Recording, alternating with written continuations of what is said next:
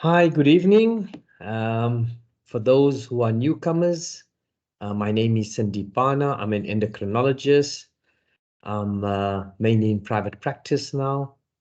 I've spent the last 30 years at Baragwanath Hospital and in the Department of Endocrinology. So, as per your requests, some of you in the audience asked for a talk on vitamin D. Only ever given this talk twice before, and it was in an academic setting.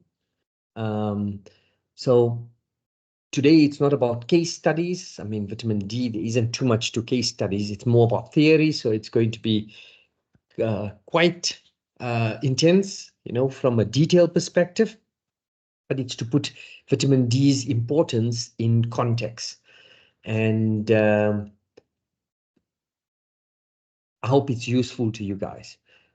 So the topic we chose is vitamin D ain't no sunshine in my life. And the topic was inspired because although we're living in a very sunny country, as are the Australians, two very well publicized studies coming out from this country showing that the large majority of our population is sitting vitamin D deficient.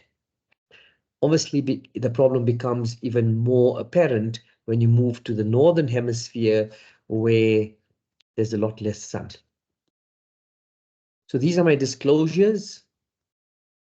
Now, what are the sources of vitamin D? This is known to most of us.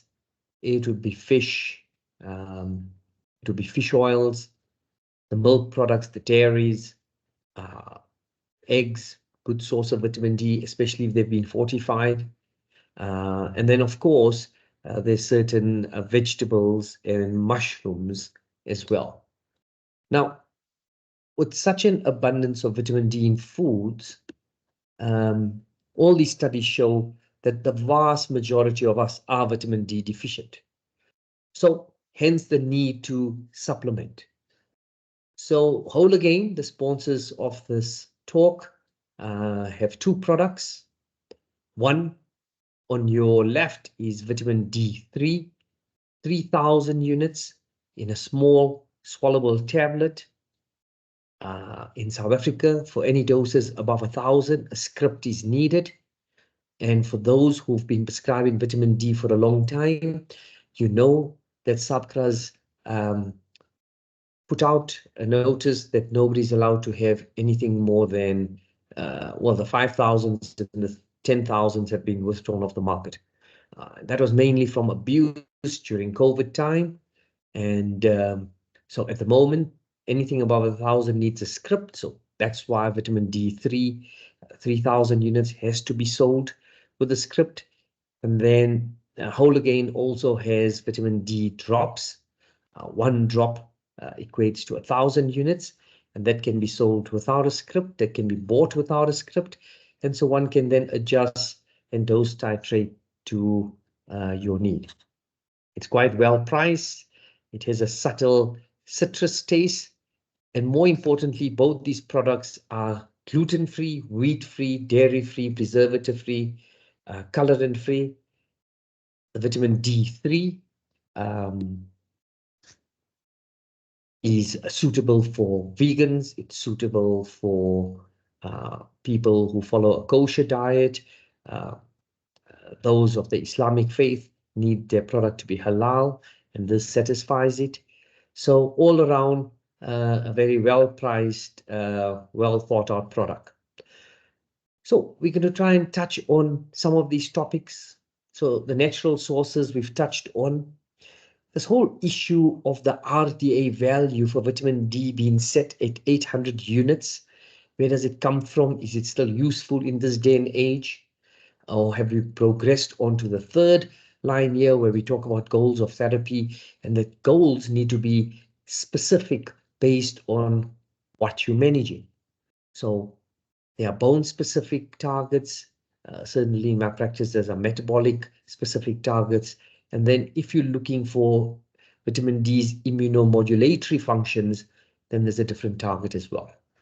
So like I said, These vitamin D products by Hologain are gelatin-free, and more importantly, the oils are Ceph oil-free.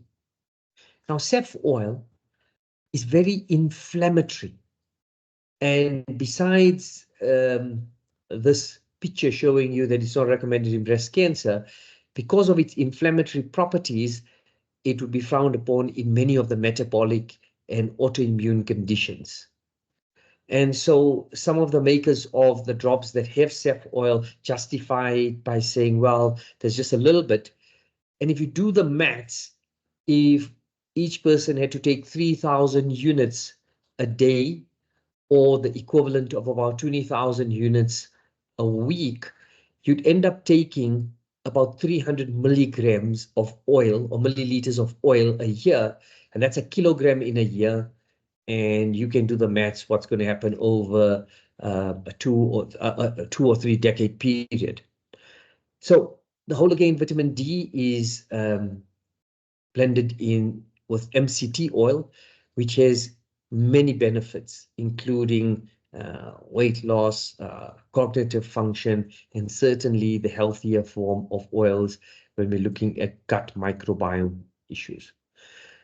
So some of the symptoms, I mean, there's a lot more, but this cartoon, I think Leonie thought was a good one and fits in with her brand. So on the bottom, you see weak and aching bones. So vitamin D historically has been linked to bone health. And we know with vitamin D deficiency, you can get osteopenia and osteoporosis, which can lead to fractures.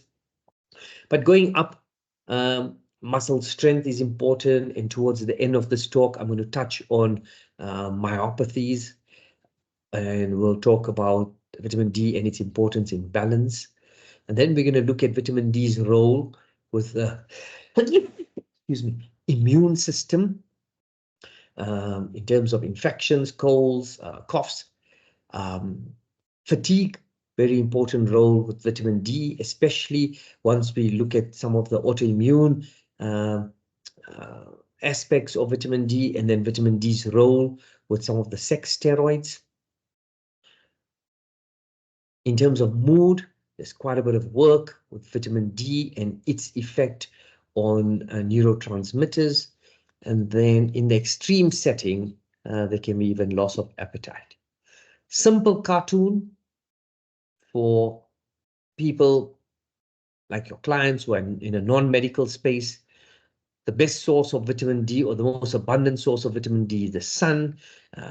And we can take it through the mouth as well. So the skin and mouth become the sources of vitamin D, and the liver and kidneys are involved in transforming vitamin D3 to its active metabolites. And then on the bottom, we've been told vitamin D facilitates calcium absorption from the small intestines and its reabsorption from the kidneys. And it's important in terms of rebuilding bone tissue. So that's a very old basic concept about just the bone-centric approach to the importance of vitamin D3. And today we're going to look at its more expanded role. So vitamin D is a corticosteroid hormone. It's a natural ligand for the nuclear vitamin D receptor, which is abundant throughout the body. It's not only in the bone. And so it targets over 1/3 of the, it targets over 2/3 of the entire genome. There's a typo error there. And calcitriol reflects a great spectrum of biological activities. And that's what we're going to be talking about. Now, vitamin D synthesis, so right on top, you get vitamin D in the skin that gets activated to pre-vitamin D3. So we see that's with the help of UV light. And so that pre-vitamin D3 that you get made in the skin with vitamin D coming in from diet makes up the vitamin D that you see in circulation. This then gets to the liver, and through its 25-hydroxylase enzyme gets converted from vitamin D3 to 25-hydroxy vitamin D, which is one of the major circulating metabolites, and that then gets passed on to the kidney, where 1-hydroxylase enzyme will then convert it to the active 1.25 hydroxy vitamin D, or cholecalciferol, and that then has many effects. So it can work on the parathyroid gland in terms of what it does to calcium and bone metabolism. So it's involved in both osteoblast and osteoclast activity. And that's where the whole relationship between vitamin D, liver, kidney, and bone calcium comes from. So that's a very old pathway, and we all know about this from medical school days or from our reading.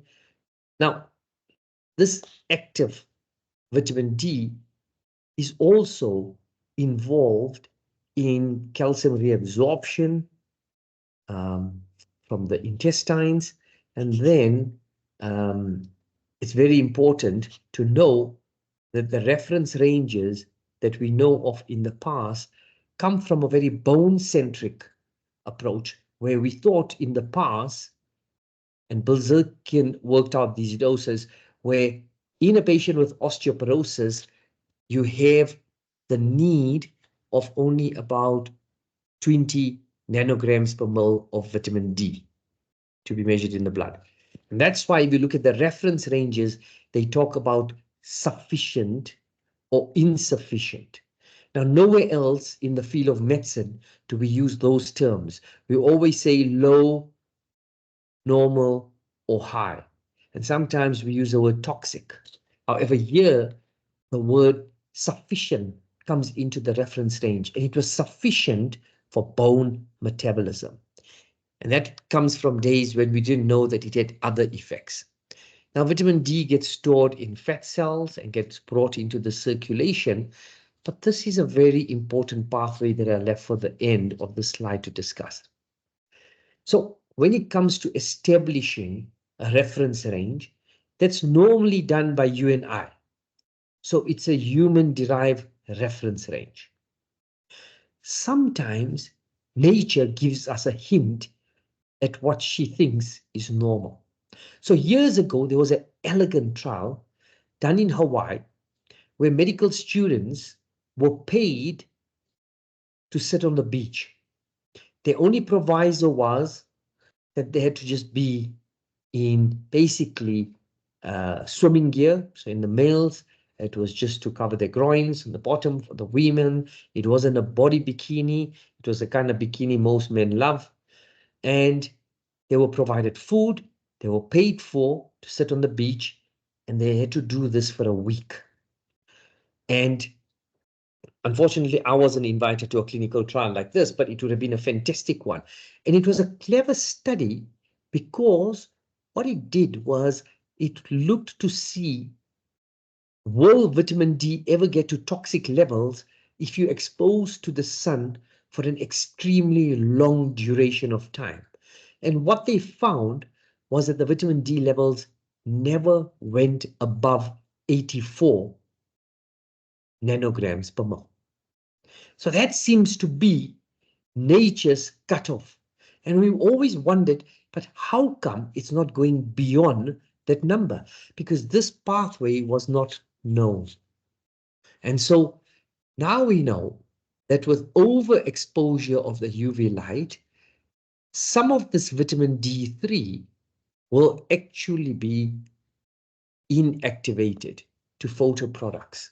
So there's a very clever system in this biology to safeguard one from toxicity, keeping in mind that for most of mankind's life, we were in growing cloth. We were in a growing cloth, basically walking around, wandering in the sun, hunting and gathering.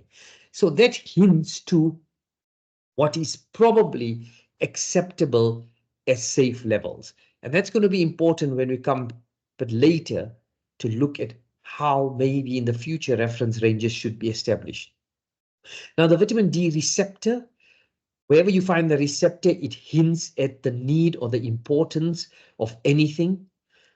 And so Vitamin D receptors have always been found. Like I said, the classical target tissues were bone, kidney, and intestines. And that's not teaching you anything new.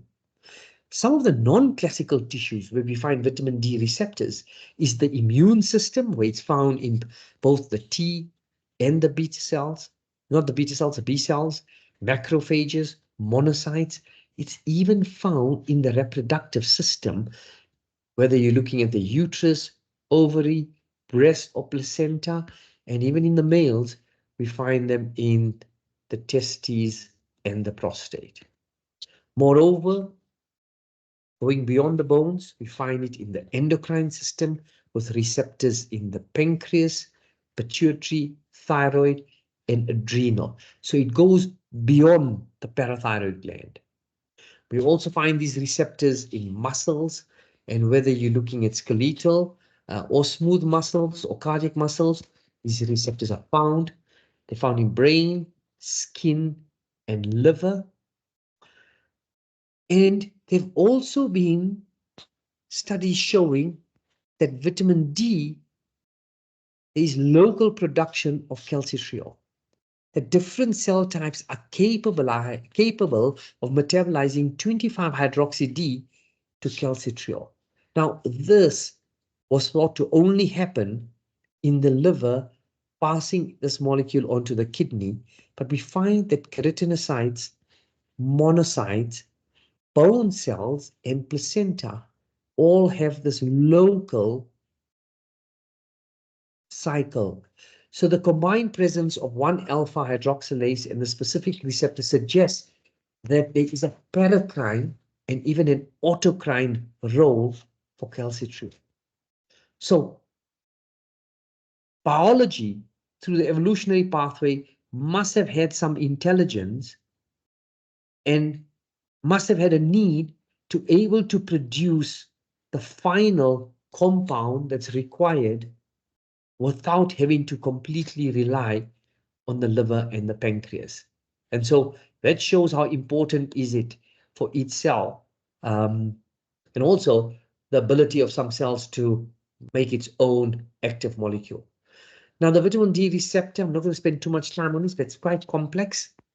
The one key thing to remember is that, and I've mentioned this in some of my previous talks, is that nature must have had an important plan for vitamin D from the beginning, because it is one of few molecules that have its receptor directly on the DNA, whereas many other things have their receptor on the cell membrane and then has to make its way through various pathways or through other organelles to get whatever it needs done in the nucleus. And so the active form of vitamin D does form a ligand and then activates the DNA. Now, for an academic audience like medical students, I will go through all the details of heterodimerization and these, but I don't think it's important for this clinical audience. So let's look at some of the, I'm not going to go through the skeletal benefits of vitamin D. Those are very well known. I'd rather spend the time, and you'll see there's like over 80 slides, surprisingly, with vitamin D. So let's just look at the extraskeletal benefits of it.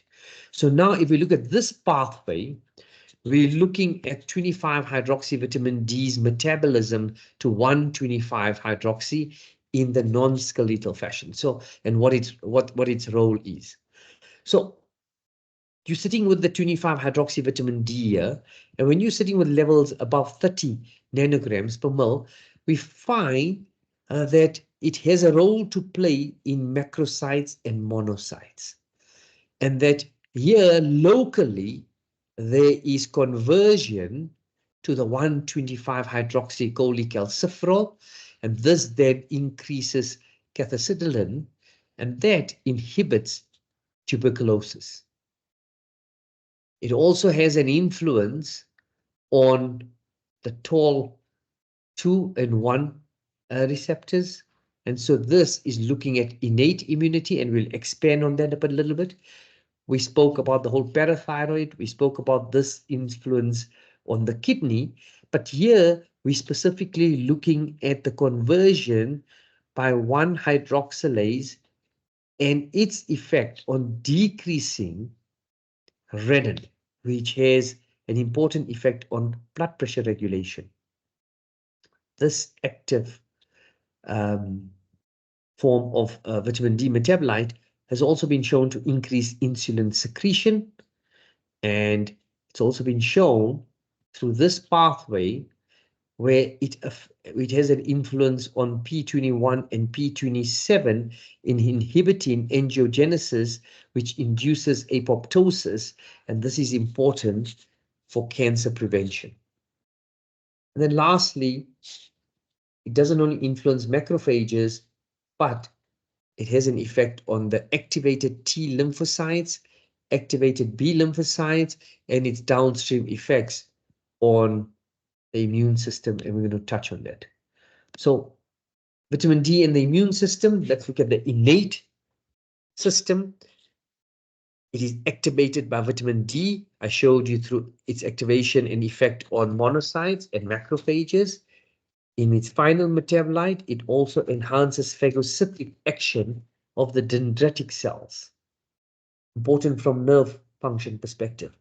It inhibits pro-inflammatory cytokines like interleukin-6 and C-reactive protein.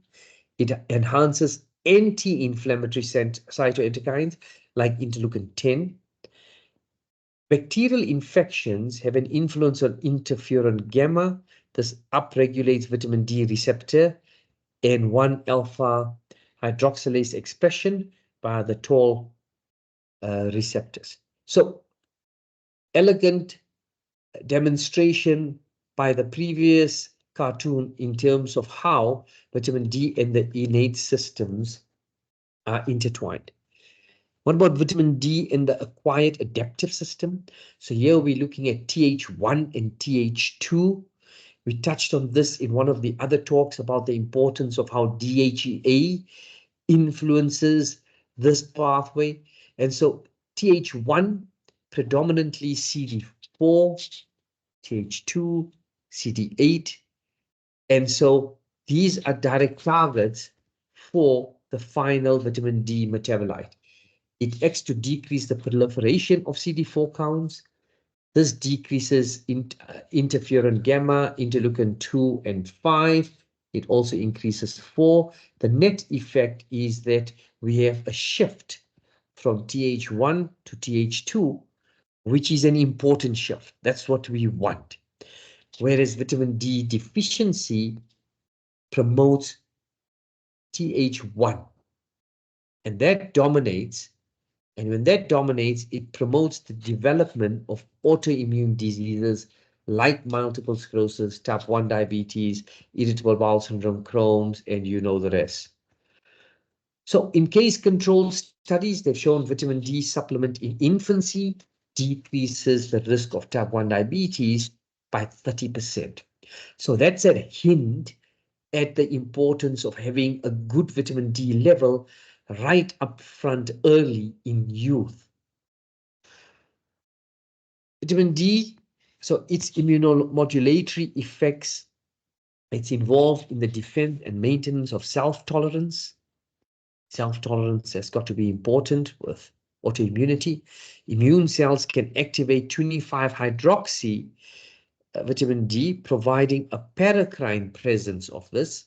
So if the immune cells has a need for the final product, it can self-activate and it's not having to rely on a higher signal. Immune stimuli rather than calcimic stimuli regulate the 1.25 hydroxyvitamin D levels in inflammatory foci. So here it's a very paracrine effect, local effect. What about the immunomodulatory effects of vitamin D? Going further into it, factors regulating the hydroxylation pathway, polysaccharide, tumor necrosis factor alpha, Toll receptors, interferon gamma. So once we have infection at a local source, there is local activation of this enzyme pathway to get the pre-vitamin D to its active pathway to then activate the DNA. So here, in summary, the activated vitamin D form, what would it do? It will have an inhibitory influence on the dendritic cells. We're going to go through into the basic science details of this. This also has an inhibitory pathway on the neutrophils, macrophages, T cells. It has a positive stimulatory effect on Th1 and thereby activating these or having a down regulation on this. It has a positive effect on that and a positive effect on the T regulator cells as well. So that's the innate and acquired. What about vitamin D and autoimmunity? So many epidemiological studies have shown the inverse association between vitamin D and autoimmune diseases like type 1 diabetes, multiple sclerosis, inflammatory bowel disease, thyroid disease. And so vitamin D deficiency, especially early in life, enhances autoimmune diseases. And these were in pre-animal models. Prospective intervention studies with either vitamin D or selective VD modulators are needed to evaluate their therapeutic potential. So here we need a lot more studies going forward, and you'll see them coming out when we're using, instead of vitamin D, some of the vitamin D like molecules or modulators. And I'll touch on that a bit later as well, and why in some cases an alternative is required. So one of the earliest work with vitamin D and autoimmune conditions is multiple sclerosis. So meta-analysis supports the latitude as opposed to the longitude gradient in the prevalence, especially if exposure occurred during childhood. So birth month is important. And so one would say, well, what the hell has birth month got to do? Or what's the difference between being born in fall in the northern hemisphere and spring? And so again, sun, the amount of sun is important. And they've shown that maternal exposure to sun during pregnancy has an influence as well. And in over 150,000 patients with MS in the northern hemisphere, there was an increase in prevalence in people born in April as opposed to in the latter part. Yeah, so vitamin D deficiency, especially early in life, enhances autoimmune diseases. Oh, I just mentioned that, sorry. So the prospective case studies, 7 million military personnel who had serum samples before developing MS. In Caucasians, 41% decrease in MS for every 50 nanomoles per liter increase in 25-hydroxyvitamin D. There's even a stronger association if the sample was taken before the age of 20. So it does matter when the deficiency arises. So there's work showing that we can't just say, right, vitamin D, if given now, will decrease cancer, and then if the study fails, you'll say, well, vitamin D's got nothing to do with cancer prevention. There's many aspects that need to be taken, and that maybe it's important that vitamin D needs to be high from the beginning to have some of its effects. That's what this is showing. So 200,000 people studied, mainly females, looked at the incidence of multiple sclerosis, 41% less if the intake of vitamin D was greater than 400 units. And that's a measly amount.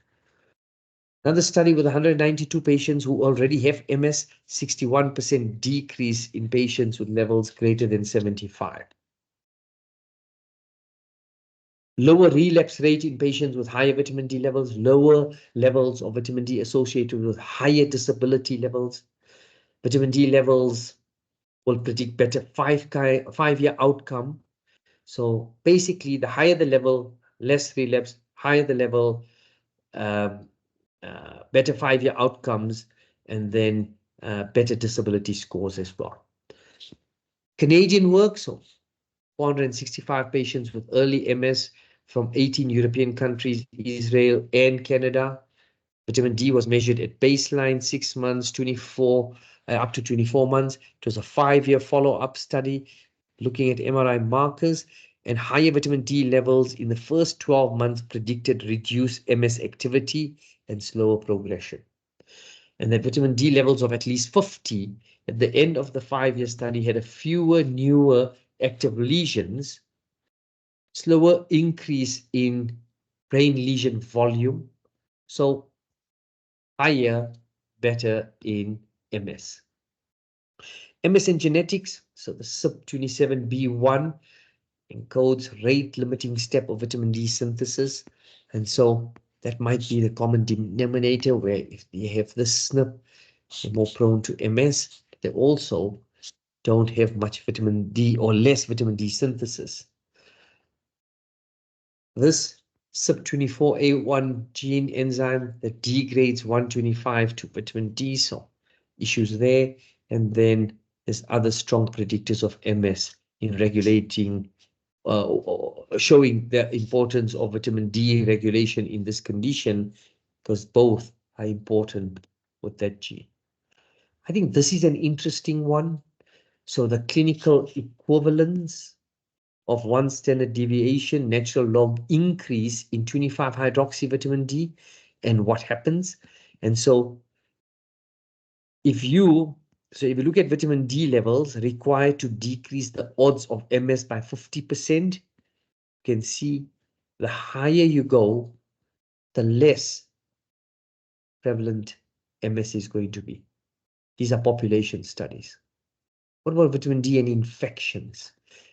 The increase in attenuation came largely as a result of 2 findings. So the one is looking at the immune system by itself produces this enzyme. So there's an obvious important association. Otherwise, the cell would never able to make something if there wasn't a need for it locally. And then calcitriol produced in the immune system increases cathepsin levels, which inhibit mycobacterium to replicate. The calcitriol has also the following effects. It induces the expression of antimicrobial peptides. That's the one I just mentioned, cathepsin, and its effect on TB on the last slide, but also B defensin in the innate immune cell. It enhances phagocytic function of monocytes. It induces autophagy in macrocyte, inhibits inflammatory cytokines production in the toll stimulation, and then enhances several antimicrobial pathways. What about vitamin D in HIV? Because we're one of the countries with the highest prevalence of this condition. So vitamin D in HIV and patients with AIDS ranged between 60 and 90. So by far the majority of them have a low level. What's the implication of that? So lower 25-hydroxy vitamin D levels is linked to lower CD4 counts, higher viral loads, higher all-cause mortality, a more rapid decrease in disease progression, not decrease, a rapid disease progression, and then increase mother-to-child transmission. So lots of work done with vitamin D and HIV. The pathophysiology of low calcitriol levels in patients with HIV is probably as a result of the increased inflammatory mediators. That will then decrease conversion by this enzyme. Antiretroviral therapy may have a role to play. And then, of course, increased utilization. So we see in patients with thyroid condition, they need more. Patients with diabetes, they need more. Certainly in my practice, not from publications, but patients with adrenal issues need more. Women with estrogen dominance or males with estrogen dominance end up needing more. People with fatty liver or obesity need more. So more or less the same thought in patients with HIV.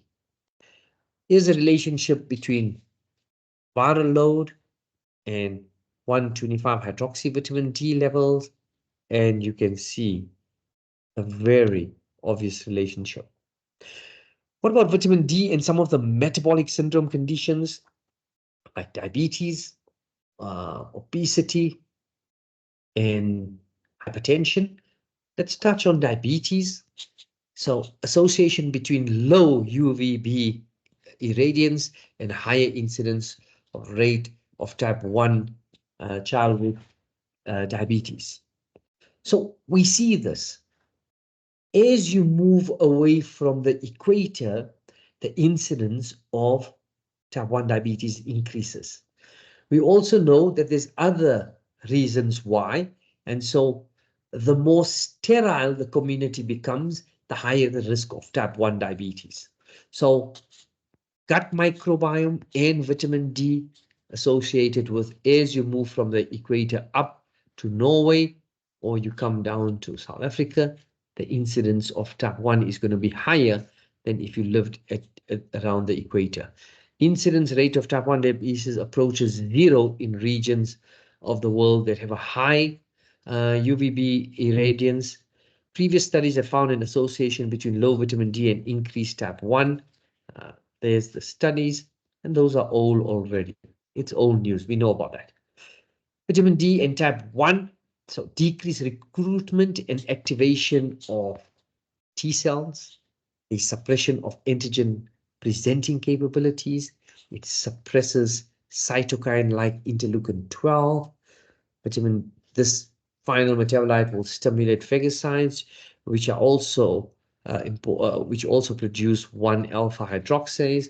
It's protective against beta cell destruction. So lack of it is definitely going to be an issue. What about what about type 2 diabetes? So type 1 is more autoimmune, type 2 is more metabolic. So beta cells have the receptor for the active metabolites. So again, there has to be an association.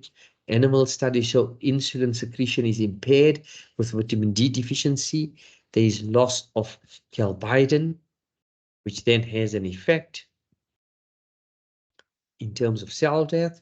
In vitamin D deficient patient, correlation tends to improve glucose tolerance. So that decreases glucose tolerance. Once you correct it, it improves glucose tolerance. And that's easy to measure with a 2-hour glucose tolerance test. Some of the probable mechanisms of actions with vitamin D on glucose metabolism. So calcitriol causes an increase in cytosolic calcium, resulting in insulin secretion by beta cells. So for those of you who remember a bit of physiology, beta cell activation, you need to have an increase in intracellular, which is intracytosolic calcium, and then that through various pathways will then cause the release of insulin on the surface of the beta cell into circulation. And this has been shown to influence that. Sustained elevation of intracellular calcium impairs phosphoreceptor insulin binding, so this speaks to insulin sensitivity. Vitamin D decreases production of tumor necrosis factor and interleukin 6, and this interferes with insulin signaling and can cause insulin resistance. So it has an effect on insulin resistance and on insulin sensitivity. Most of the evidence for this is just from observational animal studies where vitamin D affects insulin secretion and insulin sensitivity, and thereby can influence glucose tolerance. Vitamin D deficient rabbits and mice have been found to have impaired insulin secretion, and supplementation corrects this defect. One will say, well, those are mice and not humans. Remember, all insulin studies were initially done on mice and then gets translated to human use. Mice with mutations in the VDR receptor. Now, this is a very important one because we can't create mutations in you and I. So once you've got a mouse, normal, but you induce mutation in that mouse type, they'll have impaired insulin secretion and lower glucose tolerance than those mice that have functional receptors. In vitro, calcitriol induces biosynthesis of insulin in rats. Vitamin D inhibits free acid induced insulin resistance. So we know when your triglycerides and free fatty acids go up, that worsens insulin resistance, and that can be partially inhibited or modulated by vitamin D. This has been shown in myocytes, and it was dose dependent. Higher the level, the better the response. Seasonal variation in glycemic control. So we know that, we see that in patients. We don't even see that, we even see the incidence of type 1 diabetes varies from season to season. So if you go back to the BARA database for the last 40 years, and you look at the number of patients that newly diagnosed with type 1 diabetes, because remember, type 2 diabetes, the person can be lingering on at home for a year, 6 months, whereas type 1 is normally a catastrophic presentation, and you pick them up very early. And so we see over the 40 years a definite seasonal change. So seasonal variation in glycemic control, worse in winter, less vitamin D. Inverse association between 25-hydroxy and glycemic control. Relationship is inconsistent. NAN's data showed a dose-dependent inverse association between 25-hydroxy and insulin resistance, 25-hydroxy and obesity, and 25-hydroxy and diabetes prevalence and metabolic syndrome. So obviously a lot more work needs to be done in this field in different populations, but definitely presence of receptor and some of this early work shows definite association. Vitamin D and hypertension. Vitamin D inhibits the renin-angiotensin-aldosterone system, which is key in the pathway of hypertension. Both 25-hydroxy and the N-metabolite 125 inversely associated with plasma renin and angiotensin 2 concentration. Vitamin D has also been shown to have a protective effect on the vasculature, and it does this by reducing age products on the endothelium, advanced glycated end products. It's been shown to increase nitric oxide activity, which is anti-inflammatory, which protects the endothelium, which causes vasodilatation, and decrease atherosclerotic effects and inflammatory mediators. So through two different pathways. So lots of work showing how it will affect the hormonal system, but also structural issues at the endothelium. Some cross-sectional studies, association between low vitamin D, myocardial infarction, stroke, heart failure, and peripheral vascular disease. Meta-analysis of 18 randomized trials, vitamin D supplementation, meagerly 300 to 2,000 units daily, been shown to decrease bone so fractures, falls, so it influences balance, but also colorectal cancer. So systematic review and meta-analysis, higher levels of vitamin D are associated with the 43% reduction in cardiometabolic disorders, significant association between high levels of vitamin D and risk reduction in terms of type 2 diabetes. You can halve the risk. You can halve the risk of metabolic syndrome, and a third reduction in cardiovascular disease outcome. There's an inverse association between vitamin D status and adiposity, glucose tolerance, lipid profile, blood pressure. Whilst the full mechanism has not been fully elucidated, I've highlighted some of the pathways. In terms of cancer, so prospective, retrospective, epidemiological studies showing individuals living further away from the equator, that means less vitamin D, have an increased risk of certain cancers and cancer-related mortality. There's an inverse correlation between exposure of sunlight and vitamin D intake with risk of prostate cancer, breast, colon, and lymphoma. Colon cancer is probably where most of the work's been done, and clearly related to low vitamin D levels, and minimal levels to reduce colon cancer, you're looking at 36 to 46. Now, and you can see that's a far cry from what they say normal reference range is. What would be some of the mechanism of action in terms of its influence on cancer? So I spoke earlier about it's important on the P27, I alluded to that earlier. So vitamin D and cell cycle. So cell cycle implies cell proliferation. That's the cell wall. That's the nuclear wall. This is all happening in the DNA. And vitamin D activates P15, 19, 21, and 27. These have an inhibitory effect on CDK2 and cyclin E, and that negates this pathway. P15 and 19 on CD4 and 6, D-cyclin 1, 2, and 3, and that inhibits this pathway. What normally happens is that's the DNA, and from a proliferation perspective, that ends up preventing proliferation and assist in apoptosis.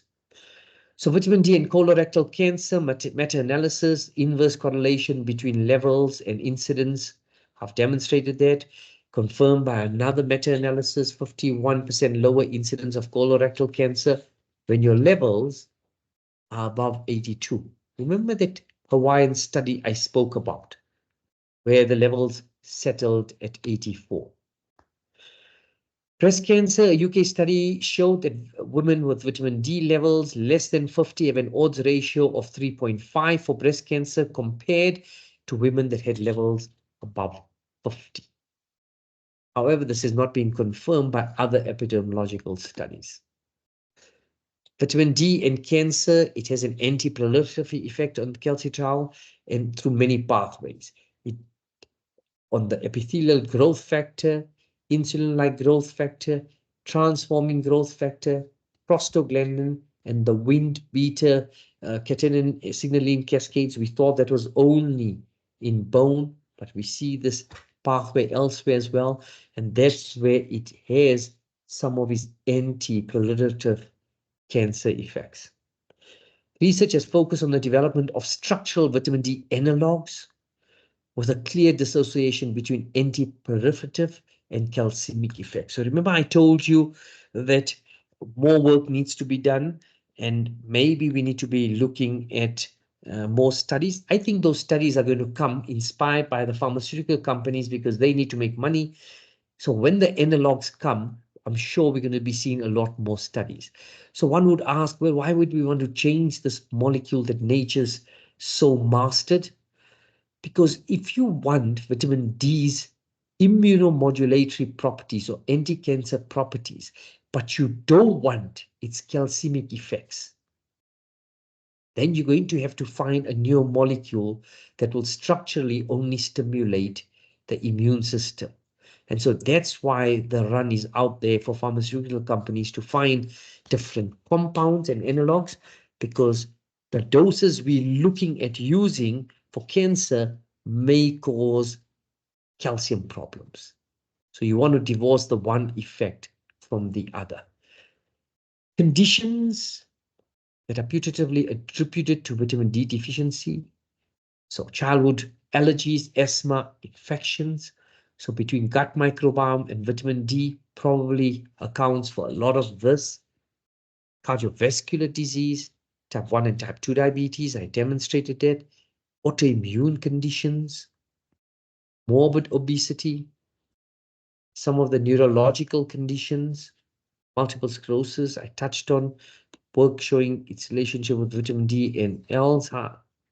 And where's the other part of this thing? Anyway, there was a whole lot more here that I've just lost, but we're going to touch on it again in a little bit.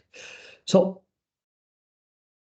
this, you'll see, is a guideline set by the Endocrine Society, where they're looking at evaluation, treatment, prevention of vitamin D deficiency. And what they say is you should only screen for this vitamin D under these conditions. So they said we should not do screening on everybody. But let's look at the South African setting. The Americans suggest maybe consider testing it in African Americans, Hispanics, children and adults. Well, that's by and large 80% of our population. Pregnant and lactating women, so higher risk, they need much higher levels. older adults with history of falls. So certainly our population is aging since we've got a bit of a handle on the HIV population. Older patients with a history of non-traumatic fractures, so we've got quite a few of those. Obese children and adults, well, that's bloody hell most of South Africa, right? Some time ago in my other webinars, I spoke about obesity and how our females are in the top 5 in the world in terms of the most obese nations. The prevalence is sitting in terms of being overweight or obese around 76%, and males 31%. In patients with TB, lymphomas, people that are on anti-seizure drugs, steroids, antifungals, HIV treatment, that's everybody in South Africa, hyperparathyroidism, these malabsorption conditions, hepatic failure, and I would add fatty liver here as well, chronic kidney disease, osteoporosis, and rickets. Those are obvious. So they're saying these are the only people you should screen. Well, I'm saying that includes probably most of South Africa now. If you look at that, you look at that, you look at TB, you look at HIV, and you look at prevalence of autoimmune condition. And so one of my master's students years ago now, I mean, she's a very well-known infectious diseases specialist in private, did a study at my practice. So she needed an MMed study. So I said, let's look at this. So what she did was in a period of 1 year, I forget now, I think it was 2007 or 2008. Anyway, I might have had the times wrong, but I can go back and look. But what we said was from the first day I was at the practice, our practice normally opens up on the 13th till when we close, which is normally around the 15th of December. Every new patient that came into the practice that was not on vitamin D supplementation, so these are not my patient, they were just referred to my patient or they came to my practice, we just looked at the baseline vitamin D level because I've been doing vitamin D levels on my patients for years now. And so nice study. We know they're not on treatment, people from all race groups, and we took people that were in my practice, which was a northern suburb practice, but we took people from Pretoria right to the south of Johannesburg. And the average was 24. 73% out of 1,000 were deficient. That's a shocking number in a country that is so sunny. Now, we must also understand that if we are going to be measuring people, that clinical assays vary, so there's variability. And this variability is confounded when you attempt to have single cutoff point values. That you need to understand there's multiple methodologies in measuring this guy. You can look at RAA, HPLC, liquid chromatography, and so that will probably be the best one. For clinical care, it appears that all current methodologies are adequate if one targets a level higher than the current set points or cut points. So if you're looking at using this and there's a bit of variance and there's a bit of this and there's variance and you use this and there's a bit of variance. So if you understand that the variance may be about 10 points on the nanomoles, then if you target higher levels, doesn't matter which test you were using, you'll probably give most of your patients enough vitamin D.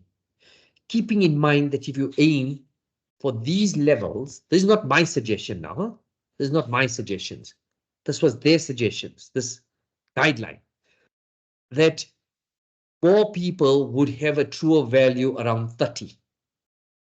So just come up with a goddamn better test that is uniform. And that's what they're attempting. Now, where they come with this RDA value of 800, only they know, whoever the they is. Because obviously, if it was enough, the vitamin D prevalence wouldn't be so high. So Generally speaking, this didn't come out too nicely, but it says high risk group where your need for supplementation is higher. So how can this kid be requiring this and that? That kid, if there's no problems, will require that. However, if you're sitting with some of the chronic conditions I spoke about, you'd need more. And the same here. 4,000 as opposed to 10,000. But it's better explained a bit later. Now, people worry about toxicity. A dose-ranging study reported that men who received 10,000 units of vitamin D3 for 5 months did not experience any alteration in either serum calcium, which is when you got toxicity, or urinary calcium excretion that goes high. Adults older than 18 years who received 50,000 units of D2, I don't like D2, but D2, every 2 weeks for up to 6 years had normal serum calcium levels. So it's very difficult to get to toxicity. I'm not saying it doesn't exist, but it's very difficult to get to toxic levels. So in my practice, we looked overall and said, well, what does it take to get a patient to climb 10 points on the blood test? So for instance, if they're sitting at 20 nano, how much does it take to get to 30? And most people need 10,000 units for a month to get it up by about 10 points. Now, you can't hold that true for everybody, but it's a safe enough way of guesstimating that if a patient who covers herself from a religious perspective comes to your practice with a level of 8, that you can probably safely give about 10,000 units every day for about 3 months, and they'll get somewhere to around 40. And remember, these patients you're going to have to check again in 3 months anyway. And so when you look at them in 3 months' time, you can then reevaluate and then find what this patient's maintenance dose is going to be. So that's very important in establishing it. Now, a very old endocrine news publication, June 2010, when South Africa thought everything was going to be fine during the World Cup and we were going to live in a beautiful country that was going to blossom. Well, let's look at the blossoming benefits of vitamin D3 and there's three perspectives. So the endocrine news, which is a journal, it's like a social media journal for endocrinologists and is published by the society every month. And then they take interesting topics, controversial topics, and they normally get like a debate or 3 different perspectives, right? So this is a researcher, basic researcher. So it's a scientist. What's his perspective? Vitamin D. This is 2010 now. Is readily accessible via dietary and solar routes, yet deficient. Is produced in several tissues, so more than bone. Regulates much more than calcium. Has anti-cancer properties. Is an immune system regulator. Is cardioprotective. Who was this published by? By the Endocrine Society. What about a clinical researcher? So a doctor who sees patients, but also doing clinical trials. Prevalence of vitamin D deficiency and insufficiency in the US is more than 50%. Low vitamin D concentrations have been associated with an increased risk of cardiovascular disease, diabetes, falls, several cancers, and overall mortality. Although 800 units daily of vitamin D may be sufficient to prevent falls and fractures, higher doses may be required to influence non-skeletal outcomes. Vitamin D dose needed to achieve and determine a 25-hydroxy serum concentration depends on many things, but sun exposure and degree of obesity should be taken into account. This was published by the Endocrine Society. Clinical practitioner, no research, just the guy like you and me in practice. Vitamin D deficiency and insufficiency, very common. Remember, these are seeing patients. They're not scientists. They're not reading journals. They see the patients on the ground. And he finds this contributes towards skeletal and non-skeletal adverse health effects. Vitamin D status can be assessed simply by blood tests. So it's easy. Vitamin D depletion can be corrected with supplementation or pharmacological vitamin D dosing. Vitamin D toxicity, although a constant concern, is rare, even at relatively high intakes. This is published by the Endocrine Society. And then their conclusion, after they published these three people that they chose, vitamin D supplementation is recommended for fall prevention, not recommended beyond recommended daily needs for the purpose of preventing cardiovascular disease, death, or improving quality of life. Now, I understand scientific societies having to put out statements that has to be based on scientific research, preferably double-blind, placebo-controlled studies, if not randomized control study, if not observational study, if not best opinion of experts in that field. But when you're dealing with a thing that hasn't been invented by men, that doesn't have to prove itself, because vitamin D was always abundantly available. We were walking around in loincloths all day.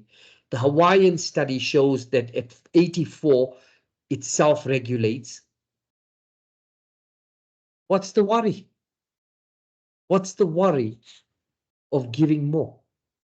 And so the Institute of Medicine says for extraskeletal outcomes, including cancer, cardiovascular disease, diabetes, autoimmune disorders, the evidence at the moment is inconsistent, inconclusive as to causality. Again, like I said, I understand all of this, but we're dealing with a non-toxic product.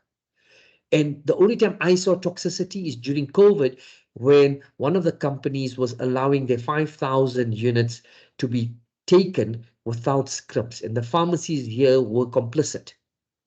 That is why SAPCRA came down hard on all of us, and now we can't use higher doses or it's not easily available. So what are the problems of vitamin D toxicity? Because when patients read the word toxic, they think they're going to die. Acute toxicity is based on all the effects of high calcium. So when you get high calcium from vitamin D excess, confusion, polyuria, polydipsia, anorexia, vomiting, muscle weakness. This exists, but it's very rare and it must be looked out for. If you do have this, it's easy to treat. And so steroid treatment or refer the patient on and it can be sorted. If it's chronic, it ends up causing demineralization and then pain as well. So in conclusion, in addition to well-established anti-rachitic, that's bone properties, emerging evidence suggests that health benefits of vitamin D extend far beyond the skeletal and mineral homeostasis. Almost all tissue in the body expresses vitamin D receptor and possess the ability of locally synthesis of active metabolites. That's the metabolite. It has a far-ranging effect on immune system, cell cycle deviation, cell proliferation, tumor genesis, cardiovascular, endocrine, muscular function. This growing knowledge has expanded the one nutrient, one disease concept. In the past, we thought vitamin A, right, only eye problems. Vitamin D, only bone problems. Vitamin K, only clotting problems. Now we know that each one of these molecules have more than one pathway, more than one function. So regardless of the ultimate confirmation of non-skeletal benefits, it is time to optimize vitamin D nutrition well above the minimal vitamin D requirements, because we're not even meeting those. And so even we're not even meeting the bone requirements of vitamin D, leave alone for its non-skeletal benefits. So what's the way forward? Establish a normal range. Remember, I've put the word normal, not just reference. Look at your blood results and see what they say there on the right-hand side of all the results. It just says reference. My colleague, who I'm hoping is online as well, Dharmesh from Canada, will tell you that their laboratories give you a normal reference range, a therapeutic reference range, and an optimal reference range. Those of you who've done blood tests through Quest Diagnostics or Great Smoky Laboratories in the US will see that. So reference ranges for all conditions need to be population-based, sometimes gender-based, and then depending on what you're treating. We should all aim for standardized testing. Everybody should use the same test. Targets for therapy may be influenced by disease processes that you are managing. So if you're managing osteoporosis, sure, push the line of 20 being enough. But then don't take your knowledge from osteoporosis, as some of the geriatric doctors and doctors in this country dealing with osteoporosis are saying, 30 or 40 or 50 is toxic, it's too high. That's bullshit. Stick to what you're dealing with. Timing of therapy, important. Vitamin D may be important to have at a good level from a very young age. And then later, its importance in terms of epigenetics and epigenomic effect. Type of vitamin Ds that you're going to be using and the future analogs. And it's time to maybe review our recommendation of sunscreens and the need for sun exposure. So you prevent cancer of the skin, but then you increase all the other cancers. So we should be meeting somewhere halfway. These are some of the analogs that you're going to be seeing and some of the synthetic analogs coming through in the future. So I've spent about an hour and 5 minutes. I just see Leonie sent me a message, 1 second. Okay, and so vitamin D, mitochondria, and muscle. I'm doing this because quite a few doctors in this group are homeopaths, naturopaths, functional medicine doctors, rheumatologists. They deal with muscle pain and myopathy. And so I'm going to touch on this. So what about vitamin D, mitochondria, and muscle? Myopathy and vitamin D deficiency, definitely seen. We see it in patients with severe rickets. We see it in patients with chronic renal failure. And we see it in patients with genetic deficiency of the CYP27B1. Myopathy can be corrected if you get that vitamin D up. Vitamin D supplementation of severely deficient adults improve muscle weakness. This has been tested already. So you've got otherwise healthy adults, but they got a bit of muscle weakness. Just supplementing this has a direct effect on that. And it may be because of its improved mitochondrial function. Measurements in vivo using the 31-phosphate nuclear magnetic resonance spectrometry has shown how mitochondrial function and myopathy improves. So improvement in proximal muscle strength. So this becomes important for the neurologist, like certain conditions called proximal myopathy, as opposed to diffuse or global myopathies. And so this has been linked to vitamin D levels being too low. The risks of falls in elderly subjects, very important. And I remember when I went for my endocrine exam, one of the questions was, how do you manage a patient with osteoporosis? So you don't just jump to bisphosphonates. We had to talk about a lot of things, about hip guards, about preventing the patient from falling. And then we had to quote studies showing that vitamin D has been shown to decrease falls. If you don't fall, you're less likely to fracture if you an 84-year-old gogo, right? So that's been shown a long time ago. So work showing that there is cardiovascular benefit, and there's evidence for it. Skeletal muscle. By metabolic, we mean diabetes, obesity, and hypertension and cardiovascular outcome. Inconclusive on all infections, so certain infections, but not all. So the TB data is still wanting. Malignancy, some conditions, especially colorectal cancers, definitely so. And then I'm just going to read this one now. So there's recently, in 2020, there was a meta-analysis done. So they took papers from 2003 and 2020, and basically there were 25 papers that were looked at, and this was an editorial, and 8 of these were randomized control studies on patients with already cancer. 8 were population-based randomized control studies, and 9 were observational studies. And basically, they found vitamin D is associated with long-term survival amongst cancer patients. Only one paper showed the opposite effect. And they also showed that use of vitamin D in cancer patients could improve cancer survival. And it's anywhere in some papers between 13 and 16%. When you think that is not a lot, go and read some of the cancer studies with some of the chemotherapeutic drugs and see how excited they get by a 5% improvement in survival. So Today, I don't have some of my own examples of how vitamin D can be improved using a whole again product. I've used this medical practitioner's example before. So this is what Dr. Ahmed's patient had. Vitamin D levels of 8, 11, 13, 23, came back at 17. Obviously, this patient came for other conditions, and you can see we've used this in a previous talk. And so Dr. Ahmed's patient, not my patient, went from 13 to 31 on a whole again vitamin D product, and vitamin D 3000 was chosen because it's a safe enough dose to be taken every day. We know 5000 cause quite a bit of toxicity. So we're talking about not a product to load. Obviously, the higher your level, it's easier to load. We're talking about a maintenance product, right? So these were some of the questions that were already sent to Leonie in lieu of this talk. Michelle asked, what time in the day should vitamin D be taken? And I might say, I never thought about this before because I just took it for granted until, Michelle, you asked this question.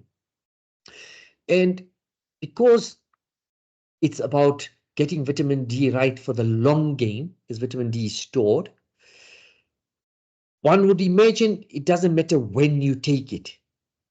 As long as vitamin D is taken with something fatty so it can improve its absorption. However, there must be a reason why the sun shines only 12 hours in a day besides allowing us to rest. So I would assume daytime would be better, but it's an assumption just based on what nature's done. No clinical studies showing that. If you just take it as vitamin A, D, E, and K are fat soluble, I would say it's important for your vitamin D to be given with meals, unless your product has some fat in it to improve its absorption, like the vitamin D drops that Whole Again has that's mixed in MCT oil. That's why they had to mix it in oil. Is there a correlation between vitamin D and DHEA? Vitamin D, I normally tell this right up front, but I left it for this question. Vitamin D is not vitamin D. I mean, it's not a vitamin. So the people that first described vitamins, obviously the first one that was found was A, that's why they called it A. And then they had B, and then they had C, and then they had D. Later they found more Bs, so they had to say, okay, structurally it looks similar, so B1 and B2 and so forth. And so they thought vitamin D was a vitamin. But now that we know better, and we know the molecular structure of vitamin D, it's actually a pro-hormone. So the fact that it's a pro-hormone is directly related to all the other sex steroids. So definitely important. What I find is that when DHA is low, it depletes vitamin D. And so when you're fixing this, you need to make sure that gets to a good level as well. Vitamin D also gets depleted by high cortisol levels. And then high cortisol depletes DHA, the cortisol steal syndrome. So vitamin D, cholesterol, definitely important in the entire sex steroid pathway. A lot of my patients say, doctor, you give me bloody too many meds, man. Can't I get vitamin D somewhere else? So I told you about the foods, and yet, although it's available in the foods, like you saw Kim's study, over 73% of South Africans are vitamin D deficient in a sunny country. And then a lot of the GPs and the specialists are giving 50,000 units of calciferol. Guys, that doesn't work. It only works if you force your patient to sit in the sun. And they're not going to sit in the sun. And if they were sitting in sun, then you won't need such high doses. So just give D3 that has already been converted. Don't waste your time. You guys see patients on calciferol for 3 years, 5 years. The goddamn pulmonologists, rheumatologists, the osteoporosis guys keep giving calciferol. And then we get these patients and they got levels of 20, 22, 28, and people get excited. It's aiming for the bottom of the barrel, guys. So I use the vitamin D3 And so the patient doesn't have to go and sit in the sun. It would be nice. But if you are going to sit in the sun, the studies have shown 40 minutes exposing 40% of your body. And that has to be every day to maintain a good level. And if you've got darker skin, or if you're putting on sunblock, then you might as well treble that time. This is not me. This is what the studies say. So I'd like to stop there, and I'd like to also tell you why the vitamin D drops came about. For those who came late on the talk, the drops allow this product to be sold without a script. The drops allow convenient dosing. So typically for patients who don't like too many tablets, I tell them take 20 drops once a week. That equates to more or less 3,000 units a day. If I wanted to give 10 units a day, because the 10,000s are not easily available and you can't always get a script, or the pharmacies, not all of them stock compounded items, then you just do 10 drops every day. And you do it for 2 or 3 months, get it up quickly, and then you dose titrate it to your level. And a bottle can be shared by the kids in the family, the mum, the dad, the grandparents, whoever's living in the house. So it's convenient. Has a slight citrusy taste. It's mixed in MCT so it's non-inflammatory, and it's gluten-free, wheat-free, dairy-free. And the tablets are gelatin-free, vegan-friendly. That means kosher and halal as well. And it's convenient. So there, Leonie, I've said everything you wanted me to. And now let's open it up to questions. So the I was distracted by Leonie because she WhatsApped me a question that was sent by Dr. Gunny. Please explain why patients with sarcoidosis shouldn't use vitamin D3 supplementation. So in one of my slides, let's just wait. Let's just make, here we go. So granuloma forming disorders. So when you form granulomas in the tissue, the granuloma itself can form calcium. Because remember I showed you some of the pathways where some of these tissues it's autonomous. It can produce its own active form of vitamin D without instruction from PTH. So sarcoid is one of those granulomatous conditions, as is TB, as is histoplasmosis, and quite a few other conditions. Now, sarcoid, if you give somebody vitamin D, you're going to increase their calcium production. And patients with sarcoid already have hypercalcemia by definition. So that is why you need to be very careful in patients with sarcoid, because sarcoid presents with hypocalcemia. Oh, I forgot to tell you, this is Leonie's details. So now I'm going to try and get out. You guys notice how good I was today at getting this presentation ready without making any hiccups. And that was thanks to Chris Fox, who gave Leonie and I a lesson yesterday very patiently and quietly observe how I did it 3 times myself without messing it up. So thank you, Chris, for that. So now let's get to the questions. I can get off my presentation. Let me get to the questions. And I hope there's some questions here now. Questions. So, here we go. What time of the day is best? Okay, we did that. Not much questions, guys. What's happening? Okay, I'm only seeing one question. So, anybody wants to put up the hand and ask a question? I see Dr. Late. Do you want to, you got your hand up. Do you want to unmute and ask a question?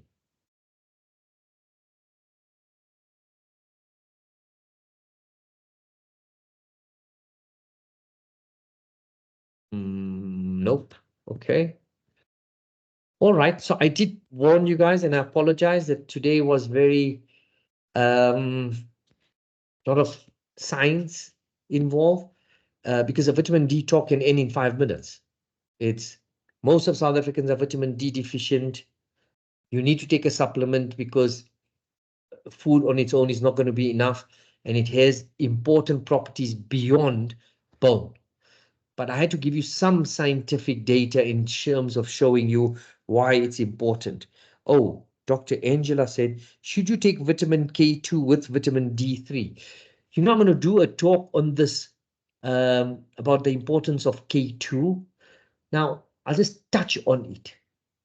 When you give a patient calcium, that's why you notice the whole again bone balance. One tablet gives you calcium glycinate, which is the most absorbable form of calcium. It gives you the magnesium glycinate, 800 milligrams, which is quite a high dose. Vitamin D, 1,000. And people say, oh, but that's such a shitty dose. Well, you're not allowed to put more. Boron, and then it's got vitamin K2 and the right type of K2. And the reason why it's important is because when you take calcium, calcium doesn't have a brain. So when you take it, does it need to go to the bone and help osteoporosis? Or should it go to the artery and cause calcification? It's a molecule, it doesn't have a brain. How does it know? And so when calcium is complexed with vitamin K2, that complex has a receptor only in the bone and not in the vascular system. That's the point of giving K2. And so people have jumped on the bandwagon about giving it with vitamin D because vitamin D increases calcium absorption through the parathyroid. That's just normal calcium. It's not more calcium than they had when they were 6 years of age, when they were 12 years of age, 18 years of age. You're not giving vitamin D at a high enough dose to cause hypercalcemia, where the extra hypercalcemia can be deposited what we call ectopically. So, but I will talk about K2 on another day when we're talking about bone. Are there any other questions?